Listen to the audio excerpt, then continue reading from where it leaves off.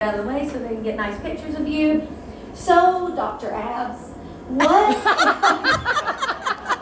I have called him that for a very long time. Okay, all right. So the first question, would you share with everyone why you believe everyone, just a couple minutes, why you believe everyone should drink Elevate every day? Like why it's an important part of your day every day? So you're going to ask me about aloe vera and then the detox, right? How about you? Okay, so do Elevate, and then the benefits of aloe vera plus, do not do the detox yet. Just do Elevate and aloe vera plus. All right. I like doing things my way, so I'm tempted to just ignore that. But I won't. Okay, so, well, Elevate, I mean, look, I like caffeine. I like stuff that makes me feel fired up, and most people do, right? And I think that one of the things that makes, well, a lot of things make Elevate different, but primarily the ingredient profile of Elevate is different than pretty much any other drink you're going to find in the market today. The amino acid profile is really different. The key factor is the theanine. The sun-theanine is a nootropic that helps with concentration, memory, and that ingredient is generally not included in most energy drinks. So if you're somebody who likes anything like caffeine, any type of energy drink, I don't want to mention any names, most of them aren't very high quality products, but the other thing about Elevate that makes it unique is the hydration properties, right? So there's some hydration that comes along with that, which again is typically not something that you would find in most other energy drinks. The caffeine is naturally sourced from green tea. There's a synergistic effect between the theanine and the green tea that leads to improvements in concentration and memory and all this stuff. So it's unlike any other product on the market, really, which is why I think that's self-explanatory as to why you should use it. Yeah. What else? So what about aloe vera plus? Oh, aloe vera. Okay. Yeah. So aloe vera, I think that in the world today, you are bombarded with all kinds of environmental assaults, toxins, whether it be pollution in your food, in the air, in the water, everywhere, right? So anything that's an antioxidant sort of helps scavenge all these free radicals that are produced by the body. Aloe vera has natural antioxidant properties which are really effective. The stuff tastes really good. It's got some ginseng in there. It's got chamomile in there. The only thing I wish the serving size was bigger. What is it, like 50 mils or something like that? I mean, I don't know what happens if you drink 500 mils of it. Probably, I think you'd be fine. I don't know. You might get some little diarrhea or something. I don't know. Aloe, you wouldn't want to just chug aloe straight. So I don't think the aloe vera Pro Plus. I think it says 2 servings would be 100 mils, which isn't all that much. So does anybody just chug that stuff like it? Yeah, I've done it. It seems pretty benign, and it tastes too good to have 100 mil serving. So something that should be done there. I don't know why. So yeah. I don't have much to say about aloe vera plus, other than it tastes really good and it's good for you. Okay, so the next question is a little bit different. So one thing that you guys may not know is he's not just a brilliant genius and a member of the SAB. He has actually built a direct sales business just like all of you. So one of the reasons that we were so excited to bring him on here at Neolife is he doesn't just bring a science background and all of the brilliance up in his head, but he's built a business. He knows what it's like to be in the field. He knows what it's like to go from nothing and up. And one of the things that we were talking about is he was on a sports advisory council, with another company, and he saw people using his own videos. I may have been said people using videos of him to build my business and make us money. And he's looking, from his, high horse at the advisory council, and he's like, you know what? This idiot chick actually is using my videos to build her business and make money. So he decided to become a distributor himself. So we'd love for you to share today why you believe that being a distributor in a health and wellness business, in a direct sales business, in this time, in this day and age, why it truly is such an incredible opportunity. Okay, so I work in a school of public health, right? And we have like a food policy in Washington, D.C. And we have a food policy institute, and we do all this research into how to improve the diet, and weight loss, and all this stuff. And the way that process usually goes is somebody like me will write a grant to do some study. I'll get that funded, I'll publish a paper, and nobody will read that paper except 10 other people in my field who also want to get grants to study the same thing. That information never gets out to the public, okay? So when you hear some new information about weight loss, health, fitness, if it's legitimate, it's probably something that we've known for 20 years, right? It's just that it's taken that long to actually get out, because people in my field, all we care about is writing more grants so we can get more papers, we can bring more money into our universities. That's it. We really don't care about it. When I say we, I just mean academicians, not me personally.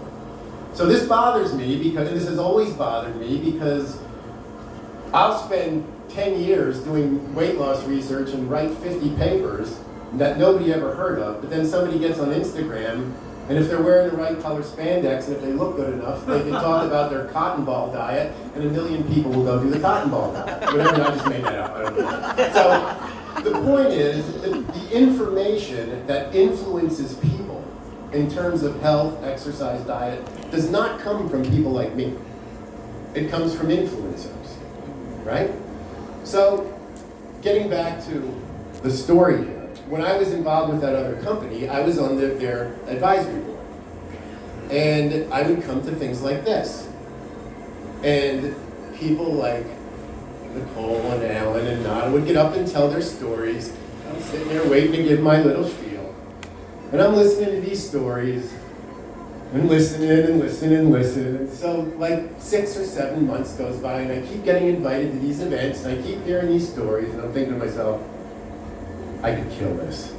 I could kill this if I did this, right? And then I thought to myself, this is a way to actually influence people sort of in the trenches in a one-to-one way, as opposed to me writing a paper that nobody's ever going to read. Certainly nobody that needs it. Right? The only people who are reading it are people who need to get more grant funding. So I thought to myself, I went to the leadership of that company and I said, hey, can I be a promoter? And they said, no, it's conflict of interest, you're on the advisory board. I said, nope, I'm not on the advisory board. Quit. So I got off the advisory board, so I quit the advisory board, and I became a promoter, right? And it was a case where I started using products and I got good results, and people just asked me what I was doing. So when I became a promoter, nobody approached me about it. Nobody talked to me about it. Nobody said, hey, will you be on my team? Well, people just assume that Miller's a professor, he's doing X, Y, Z. He doesn't care about this. He's not going to want to do this. So I had to call somebody in the company, the only guy I knew, who was a diamond distributor, and I said, hey man, you want to be on your team? I don't know anybody else, and I want to be a promoter. He said, yeah, all right. So that was it, right? So I guess from that perspective, I think understand that don't underestimate the power of your own story, right? Because I heard stories, and that's all I heard. All I heard was stories. Nobody pitched me anything. Nobody tried to push anything to me. All I heard was stories. And those stories resonated with me, right?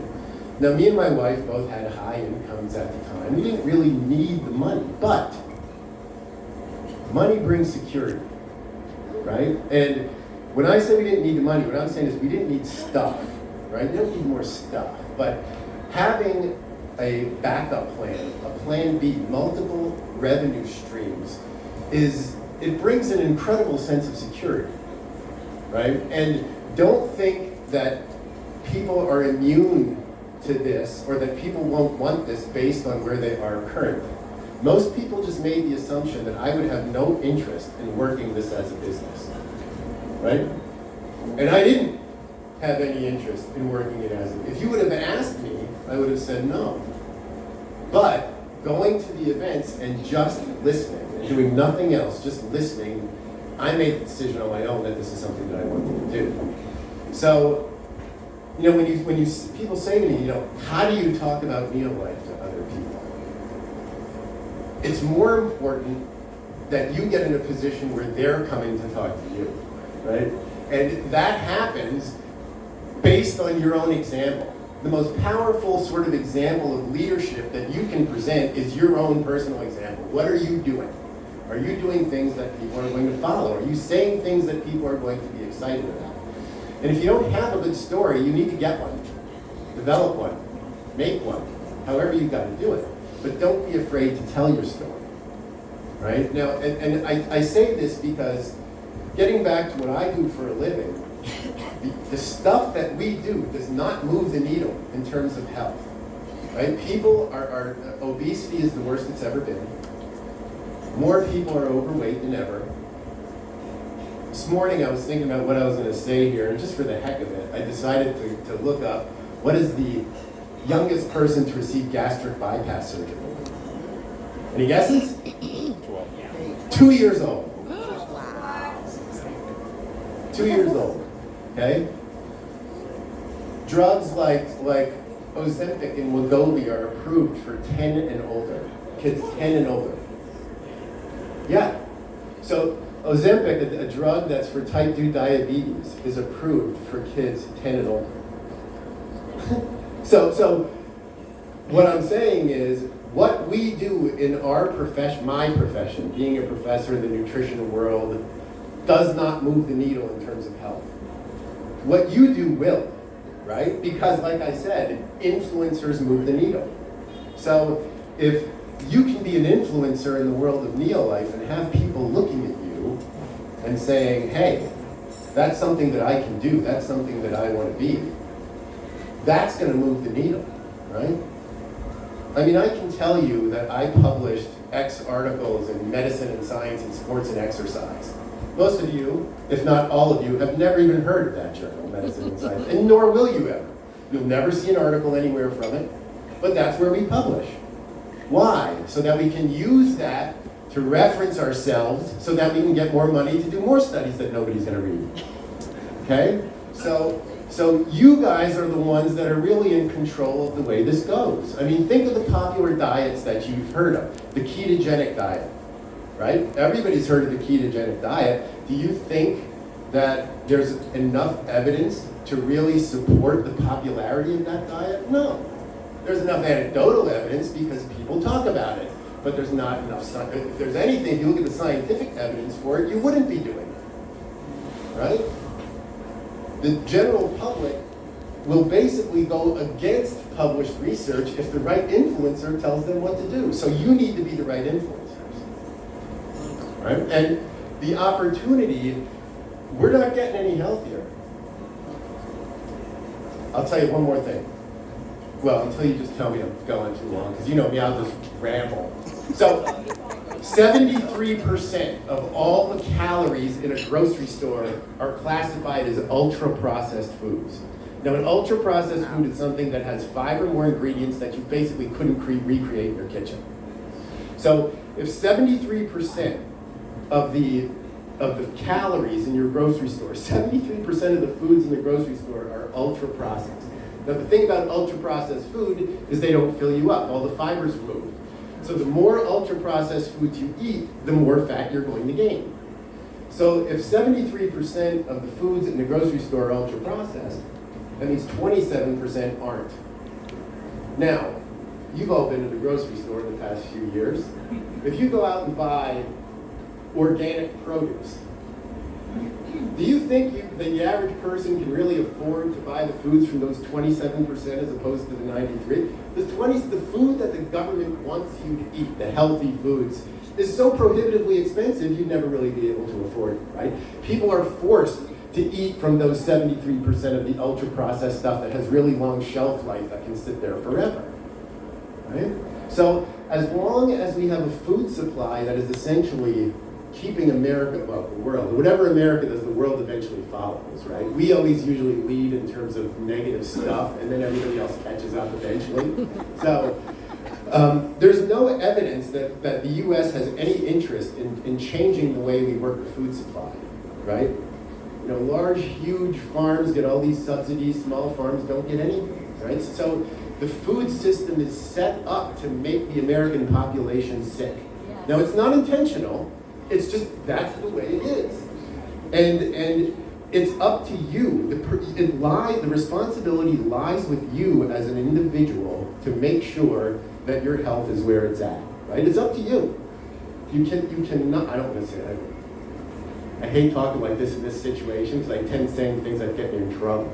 Because I'll start bashing on the medical industry and bashing on the food industry. So, but anyway, it just, you know, if you think about it, there's just really there's no financial incentive to have a healthy society, right? If the society is healthy, then you have no medicine, you have no farms, you have no pharmacy industry, you have no insurance. Now think about it. If everybody lived their lives like us, our health insurance would be $1 a month, right? But then you wouldn't have a drug industry, you wouldn't have a medical industry, and we can't have that, right? So the world is just set up. Our economy is set up. Our culture is set up for you to be overweight and sick. That's just the way it is, right? And the only way that's going to change is if it happens at the grassroots personal level, because you're not going to have some government organization come in and say, we're just going to flip everything, and we're going to say, no more processed foods, and we're going to make everything, you know, that's not going to happen. It's not going to happen. So it's up to you. And in a world where eating the right thing is so expensive to the point where it's almost prohibitive, it makes sense to work with a company that allows you to both have products that help improve the health, but also have a financial opportunity that allows you to continue to do that, not only for you and your family, but also for your network and your close friends around you. So, you know, I think that just direct selling in general, that model is very, very good is very effective, can be very effective at addressing the obesity and the sickness problem that we have in the country today. Woo. Does that work?